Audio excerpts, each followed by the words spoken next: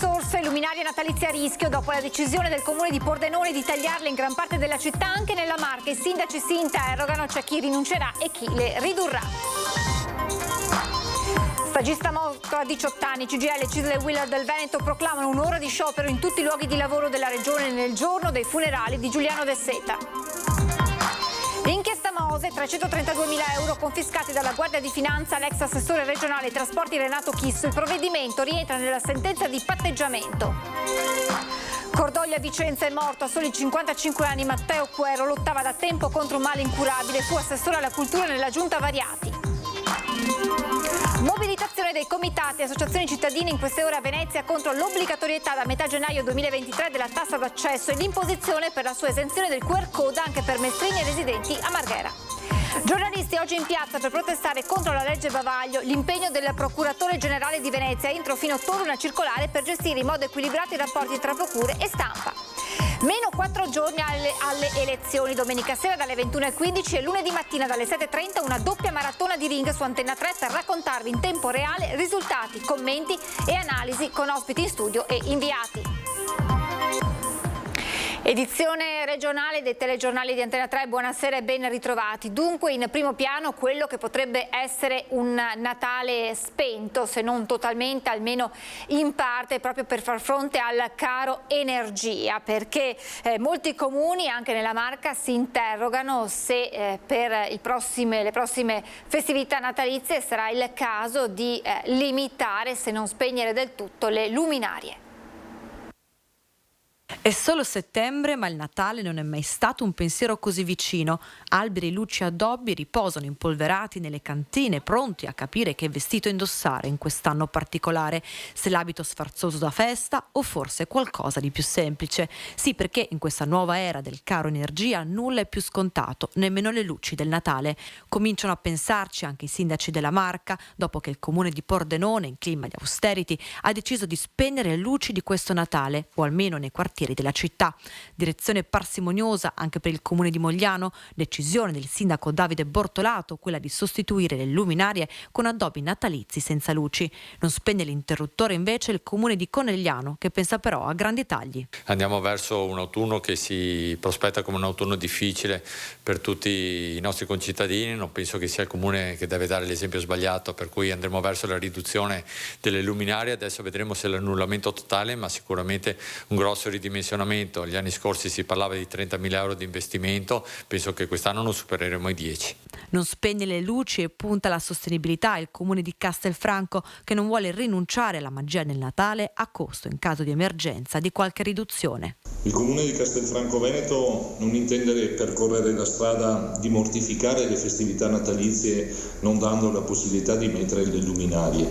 Noi, come già fatto anche nel passato, cercheremo di produrre un progetto a basso impatto ambientale e sostenibile, quindi luci a LED. Vedremo compatibilmente anche con l'andamento dei costi dell'energia da qui a dicembre quale progetto declinare in città, se sia un progetto allargato a tutte le frazioni piuttosto che magari un progetto più ridotto. E se anche Treviso, con il sindaco Mario Conte, lavora per un Natale completo ma moralmente sostenibile, Montebelluna quest'anno vestirà il suo vestito migliore, forse più luminoso di sempre. Ci stiamo proprio lavorando in questi giorni per provare a fare un Natale che magari possa essere anche migliore degli ultimi. L'impegno debba essere massimo proprio e soprattutto in questo periodo di difficoltà per dare anche un po' di gioia ai concittadini, soprattutto ai bambini.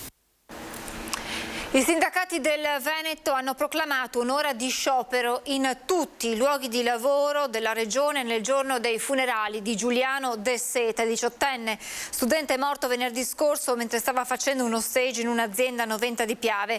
Lo annunciano CGIL, CISL e Will del Veneto. Con questa iniziativa, dichiarano Tiziana Basso per la CGIL, Gianfranco Refosco per la CISL e Roberto Toigo per la Will, vogliamo ricordare Giuliano e tutti e tutte coloro che perdono la vita a causa del lavoro. I dati della nostra regione sono drammaticamente in crescita. Nel periodo gennaio-luglio 2022 si sono registrati 60 incidenti mortali, compresi quelli in itinere, che rappresentano in totale sono il 13% in più rispetto al 2021. 2021. E a proposito di incidenti sul lavoro, se ne registra uno in un'azienda di Mussolente nel Vicentino, gravemente ferito un operaio. I sindacati hanno organizzato un'assemblea e indetto uno sciopero di 8 ore. Lo scenario stavolta è quello della zona artigianale di Mussolente, nello stabilimento produttivo della Fiore Technologies SPA, azienda che produce grandi serbatoi metallici e silos per carburanti. Lunedì pomeriggio, durante una fase di lavorazione, uno scoppio di materiale diluente investe un operaio. È successo che un lavoratore, Sadio Silà, nostro iscritto, nostro delegato, è stato investito da un'esplosione. È stato scaraventato a diversi metri di distanza ed è stato per questo ricoverato, trasportato in ambulanza con la massima urgenza all'ospedale di Vicenza. Le condizioni dell'uomo, 55 anni, originario della Guinea-Bissau e residente a Bassano con la famiglia, sono in lieve miglioramento, tanto che ne è stato previsto il trasferimento al San Bassiano. Quello di Mussolente è solo l'ultimo di una lista lunghissima e tragica di incidenti. La settimana scorsa abbiamo visto la morte di un ragazzo in alternanza scuola-lavoro. Oggi vediamo questo, ma nel frattempo ne sono successi molti altri, magari minori, magari dei quali non abbiamo evidenza. Però gli infortuni ci sono tanti, i morti ormai in Italia sono diversi ogni giorno. I sindacati hanno indetto un'assemblea nel pomeriggio e un successivo presidio con sciopero di 8 ore. La richiesta è di aumentare i controlli e la sicurezza in tutte le aziende. Si avevano promesso anche degli investimenti sui controlli, sullo Spisal, ma noi tardiamo a vedere ancora questi risultati, insomma. Su ordine della Procura della Repubblica di Venezia, il nucleo di polizia economico-finanziaria ha dato esecuzione alla confisca di oltre 332.287 euro nei confronti di Renato Chisso, ex assessore regionale ai trasporti e all'ambiente, imputato per corruzione nell'ambito dell'inchiesta Mose. Si tratta della sentenza di patteggiamento con cui è stata definita la posizione di Chisso mediante l'applicazione della pena, su richiesta della parte, a 2 anni, 6 mesi e 20 giorni di reclusione, pena sospesa, e con la confisca del prezzo del reato di corruzione quantificato in 2 milioni di euro. Riguarda somme di denaro di cui Chisso è risultato essere creditore nei confronti del Consiglio regionale Veneto a titolo di vitalizio e fa seguito al precedente sequestro preventivo di oltre 279.000 euro relativo al trattamento di fine mandato quale assessore regionale. Per questo sequestro la difesa di Chisso aveva proposto ricorso al Tribunale di Venezia chiedendo la restituzione dei 4/5 del vitalizio sottoposto a sequestro, ritenendolo assimilabile al trattamento pensionistico e per tale motivo sequestrabile solo nella misura di 1/5, ma il ricorso è stato rigettato. È morto questa mattina Matteo Quero, era stato assessore della Giunta Variati, aveva 55 anni. Matteo Quero, un addio che fa male per l'età, per l'uomo, per il suo impegno che ha lasciato una traccia a Vicenza. A soli 56 anni ancora non compiuti se ne va l'ex assessore alla cultura della giunta di centrosinistra, guidata dall'allora sindaco Achille Variati. Se lo è portato via una lunga malattia, ma fino all'ultimo ha voluto vivere la sua vita, il suo lavoro, le sue passioni. Aveva la musica nel sangue Matteo Quero. Innovatore, creò la Festa della Musica, un sistema organizzato che dava l'opportunità agli artisti di suonare in ogni locale della città che ne facesse richiesta, e fu tra i fondatori e organizzatori del Vicenza Jazz. Ex amministratore unico di AMCPS, negli anni si è ritirato dalla politica, che non ha più vissuto in prima linea. Oggi, nel giorno della sua scomparsa, viene ricordato dal sindaco e presidente della provincia, Francesco Rucco, e da tanti amici e consiglieri comunali, come Sandro Pupillo. La morte di Matteo Quero mi addolora profondamente. Matteo era un caro amico, solare, generoso, cordiale, vulcanico, sagace, ma anche fragile. Matteo ha amato molto la nostra città, che ha servito nelle istituzioni, prima come consigliere provinciale, poi come assessore nella giunta di Achille Variati e poi come amministratore unico di AMCPS.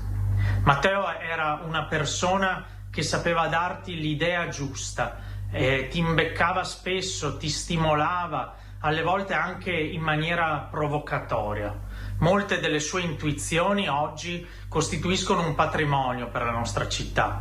Pensiamo al Vicenza Jazz che assieme a Luca Trivellato e a Riccardo Brazzale ha aiutato a fondare. Mancherà molto alla nostra città, mancherà molto a noi.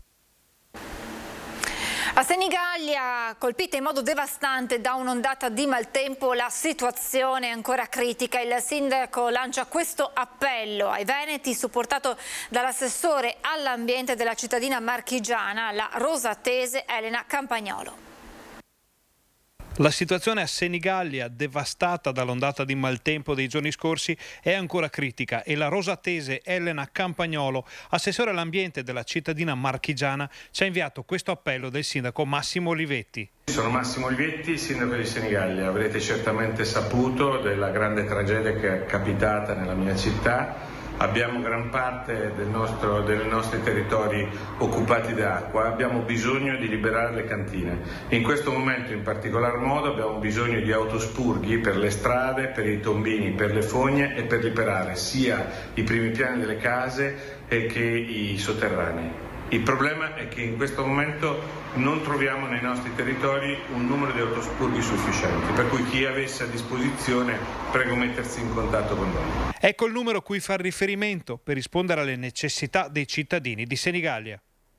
La stessa Campagnolo ringrazia i veneti per quello che stanno facendo in questa emergenza. Vi ringrazio anche a nome del sindaco per tutto l'aiuto e la vicinanza che ci state offrendo. Grazie davvero. Mancano 4 giorni alle elezioni politiche. Antena 3 è pronta per raccontarvi tutti i risultati in tempo reale con una doppia diretta, una doppia maratona di Ring domenica sera e lunedì mattina. L'esito delle urne in tempo reale, la soddisfazione dei vincitori, la delusione degli sconfitti, le percentuali ottenute dai singoli partiti, i nomi dei nuovi parlamentari che siederanno tra i banchi di Camera e Senato. Antena 3 ancora una volta è pronta ad accompagnare voi telespettatori in queste elezioni politiche e lo farà con una doppia diretta, una doppia maratona di Ring. Si parte domenica sera dalle 21:15 con ospiti in studio e collegamenti con i nostri inviati dalle sedi dei partiti per commentare i dati sull'affluenza anche in questa tornata elettorale, la vera incognita. Poi dalle 23, una volta chiuse le urne, fino a notte inoltrata, spazio ai risultati. Prima con i dati dei primi exit poll e poi minuto dopo minuto le percentuali dei seggi del Veneto. Con il vice direttore di Media Nord-Est Ferdinando Avarino l'analisi del voto insieme ai maggiori esponenti politici e poi le voci dalle sedi dei partiti per capire come queste elezioni cambieranno gli equilibri tra gli schieramenti, ma anche all'interno delle stesse coalizioni. Lunedì mattina si replica di nuovo in diretta dalle 7:30 con i risultati oramai definitivi. In studio i rappresentanti del mondo economico e politico veneto, le riflessioni sul verdetto delle urne, ma anche un'analisi di quelli che saranno gli scenari futuri, ad iniziare dal nome del futuro premier alla guida del nuovo governo, che avrà molte sfide da affrontare sin da subito, come il caro energia. Antena 3 sta scaldando i motori, come sempre in occasione dei grandi appuntamenti, per correre insieme a voi queste 2 maratone elettorali. E ieri sera su Ring, intervista in esclusiva a Giuseppe Conte, leader del Movimento 5 Stelle a tutto tondo. Non siamo il partito del reddito di cittadinanza, ha voluto sottolineare Conte, mentre su un possibile Draghi bis dice: prendo atto delle sue dichiarazioni, ma mi fanno sorridere le forze politiche che si rifugiano dietro il suo nome. È veramente propaganda politica questa della campagna elettorale, rappresentare il Movimento 5 Stelle come il partito del Sud o rappresentare addirittura, questo lo lasci dire a chi vuol fare ovviamente la campagna elettorale sulla base di polemiche inutili e sterili, far credere che noi al Sud siamo forti per il reddito di cittadinanza. Non è proprio così, non è proprio così, perché assolutamente non è questo il tema. Noi sicuramente siamo la forza politica che più ha voluto mettere al pari l'Italia rispetto a tutto il mondo occidentale, dove dovunque esiste il reddito di cittadinanza. Un sistema di protezione sociale è necessario, serve a tutti, ma sa quanti percettori di reddito ci sono al nord? Perché la miseria, voglio dire, non conosce distinzioni geografiche. Prendo atto ovviamente delle dichiarazioni di Draghi, che poi sono state sempre univoche in questo senso. Quello che fa sorridere e la povertà della proposta politica di un buon numero di forze che evidentemente si rifugiano dietro il migliore dei migliori e dietro il curriculum di Draghi per cercare di ottenere dei voti dei cittadini, nonostante Draghi, e parlano di agenda Draghi, nonostante Draghi abbia dichiarato che non ha nessuna agenda, non intende scriverla. Parlano di metodo Draghi, è un metodo che ovviamente non è applicabile se non in una fase di larga intesa e di emergenza, e secondo me è anche sbagliato, perché viviamo in democrazia parlamentare e il confronto dialettico con le forze per trovare e perseguire il bene del Paese e l'interesse dei cittadini è fondamentale. E in più parlano di un Draghi che deve tornare in gioco, quando invece lui stesso appunto ha dichiarato che non è disponibile. Guardi, persino il Financial Times oggi dice chiaramente: amici italiani, rendetevi conto, non potete rifugiarvi dietro un super tecnico, perché non può una democrazia funzionare avendo sempre e per sempre un super tecnico. Ci fermiamo per la pubblicità, tra poco.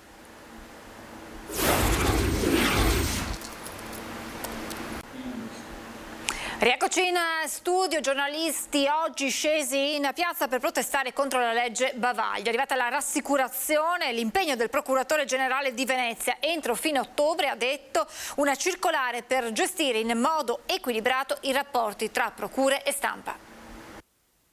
Si è saputo oggi che i giorni 20 e 21 di ottobre ci sarà invece una riunione di tutti i procuratori generali d'Italia in Cassazione, e uno dei punti di questa riunione è proprio la comunicazione istituzionale, anche lì per cercare di renderla più omogenea possibile sul territorio nazionale. Così oggi il procuratore generale di Venezia, nell'incontro confronto con la delegazione dei giornalisti scesi in piazza in Campo Manin a Venezia, con in testa la segretaria regionale del Sindacato Giornalisti Veneto Monica Andolfatto, il presidente della Federazione Nazionale Giuseppe Giulietti e il presidente regionale dell'Ordine Giuliano Gargano, per protestare contro il bavaglio del decreto Cartabia sulla presunzione di innocenza da parte delle procure, ovvero sulle distorsioni interpretative della sua applicazione. Ci sono dei procuratori che hanno le idee molto chiare, altri sono più prudenti, anche perché esistono un mucchio di fattispecie disciplinari che sono connesse alla violazione di questi doveri, per cui c'è una grande prudenza. In parole semplici significa totale mancanza di collaborazione con la stampa in materia di notizie di cronaca, ad oggi blindate dentro i palazzi di giustizia. Il risultato: in materia di libertà di stampa in questo 2022 l'Italia è scesa al 58° posto su 180 paesi valutati nella classifica mondiale di Reporters Sans Frontières.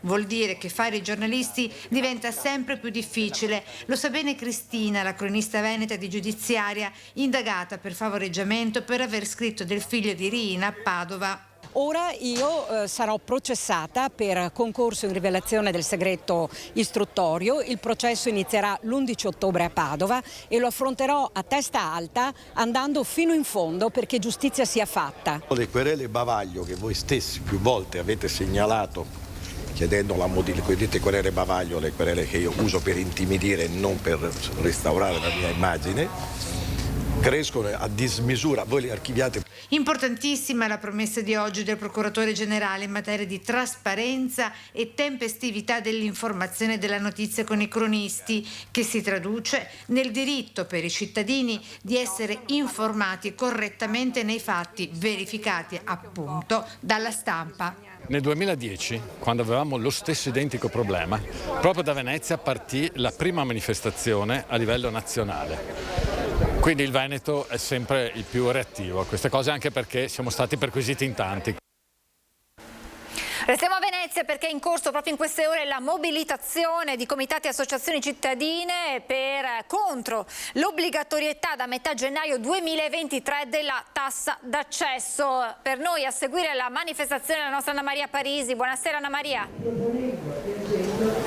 Buonasera, eccoci in diretta da Rialto, dalla pescheria per essere esatti, dove come potete vedere con le immagini di Sandro Ponchio, qui c'è un popolo di oltre o quasi 500 persone, tutti residenti, appartenenti ai comitati cittadini, associazioni e non soltanto, riunitosi sotto questo motto: no alla tassa di accesso, no al QR code, sì alla mobilitazione. Quindi contrari, appoggiati anche dai consigli comunali di opposizione, contrari all'introduzione di questa tassa d'accesso a cominciare da metà gennaio 2023 e alle modalità con cui dovrebbe entrare in vigore questa tassa d'accesso per tutti coloro che arrivano a Venezia, con le eccezioni dei residenti a Venezia, residenti nelle isole e per chi comunque viene per motivi di lavoro. Vi daremo tutti i dettagli nel corso dei prossimi telegiornali, come abbiamo fatto fino adesso. La linea può tornare allo studio. Grazie davvero ad Anna Maria Parisi e a Sandro Ponchio, che torneranno tra pochissimo nell'edizione veneziana per raccontarci gli esiti di questa manifestazione. Dall'edizione regionale di Antena 3 è tutto, vi lascio le previsioni meteo, grazie per essere stati con noi e buona serata.